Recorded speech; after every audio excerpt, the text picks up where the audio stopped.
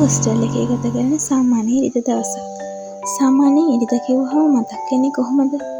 එකපාරටම අයියෝ හෙට ඉඳන් වැඩට යන ලෙක්චර්ස් යන හරිම බෝරින් වගේ ෆීලිං එකක් එනවා නේද?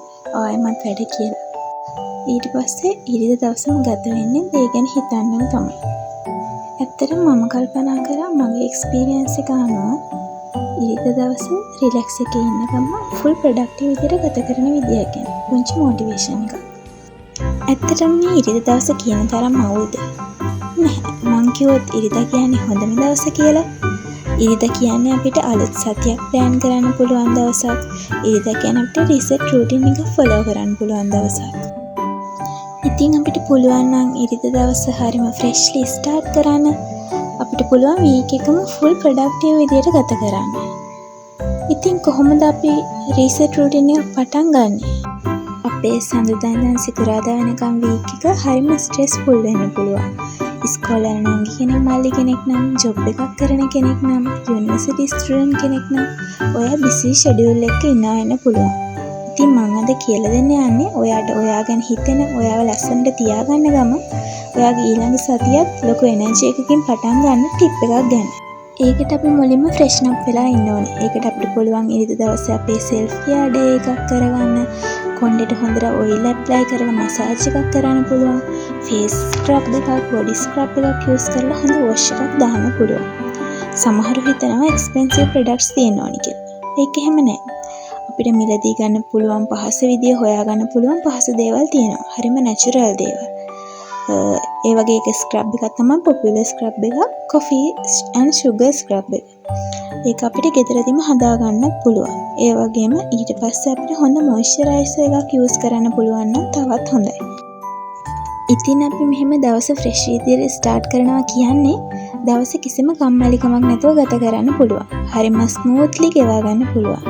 අපි පිරිසිදුවට ඉන්නවා කියන්නේ අපිට අපි ගැන ප්ලසන්ට් ෆීලිං එකක් එනවා. ඇත්තටම මේක තමයි වටින්නේ. හැම දෙයකටම කලින් තමන් ගැන සැටිස්ෆයි වෙන්න ඕනේ. මම හැමතිස්සෙම විශ්වාස කරන දෙයක් තමයි අපිවම හරිම ආදරෙන් බලාගන්න තරමට අපේ වැඩ කටයුතුත් හරිම ස්මූත්ලි කරගෙන යන්න පුළුවන් කියලා. ඒ හින්දා හොඳ රූටින් එකක් ෆලෝ කරනවා කියන්නේ අපි අපිටම කරගන්න හොඳ ඉන්වෙස්ට්මන්ට් එකක් වගේ තමයි. ඒ වගේම තවත් දෙයක් තමයි ඔයා ආස දෙයක් කරන්න.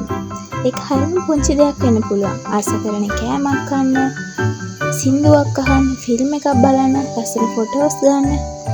මට පර්සනලි ඒක හරිම ඉෆෙක්ටිව් දෙයක්. ඒ වගේම අපිට පුළුවන් අපේ ඉස්සරහ සතිය ලස්සනට ප්ලෑන් කරන්න. ටු ඩු ලිස්ට් එකක් හදාන්න වගේ. ඒකින් අපේ වැඩ පහසු කරගන්නත් පුළුවන්. ඒ වගේම තව විශේෂ දෙයක් තමයි අපි දවසින් පුංචි වෙලාවක් වෙන් කරගන්නවා නම් හැමදේටම ග්‍රේට්ෆුල් වෙන්න.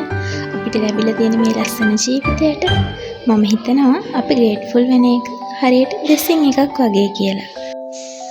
ඒකෙන් අපිට අපේ ජීවිතය තවත් ලස්සන කරගන්න පුළුවන්. තවත් ඒ වගේම විශේෂ දෙයක් තමයි අපිට හොඳ නිින්දක් ඕනේ. අපි හොඳ නිින්දක් ලබා ගත්තොත් තමයි අපිට හොඳ ඉෆෙක්ටිව්ලි වැඩ කරන්න පුළුවන්.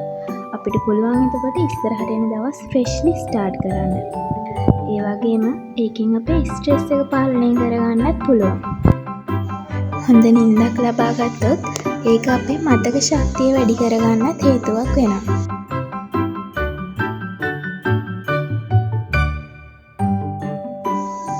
ජීවිතේ සමහර කාල තියෙනවා නිකන් අපි ඔහේ එපා වෙලා වගේ ගත කරන, අපිව කඩන් වැටෙන, අපිට අපි ගැන කිසිම ආදරයක් නැති වෙනවා. මේ ජීවිතේ ඇති කියලා හිතෙනවා.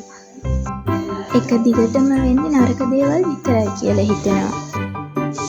ඒත් මම විශ්වාස කරන්නේ නම් මේ ලෝකෙ කිසිම දෙයක් එකම විදිහට තියෙන්නේ නැහැ කියලා. හැමදේම ටික කාලයයි. ඒ කවදා හරි අවසන් වෙන දවසක් එනවා. අපේ ජීවිතේ හැම දවසක්ම එක වගේ ගත වෙන්නේ නෑනේ. හොඳ දවස් වගේම නරක දවසුත් අපේ ජීවිතේට තියෙනවා. සමහර විට මේ මොහොතේ වෙනකොටත් ඔය ජීවිතේ අමාරු කාලයක් පසු කරමින් ඉන්නවා වෙන්න පුළුවන්. ඉතින් මට කියන්න තියෙන්නේ ওই දේවල් හරිම සුළු වෙලාවයි කියලා. ඉක්මනින්ම සුවපත් වෙන වෙලාවක් එනවා.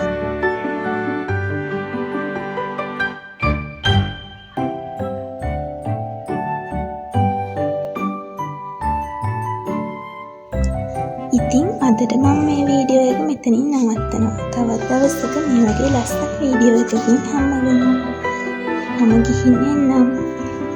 එතකම් ඔයාලා සතුටින් පරිස්සමෙන් ඉන්න.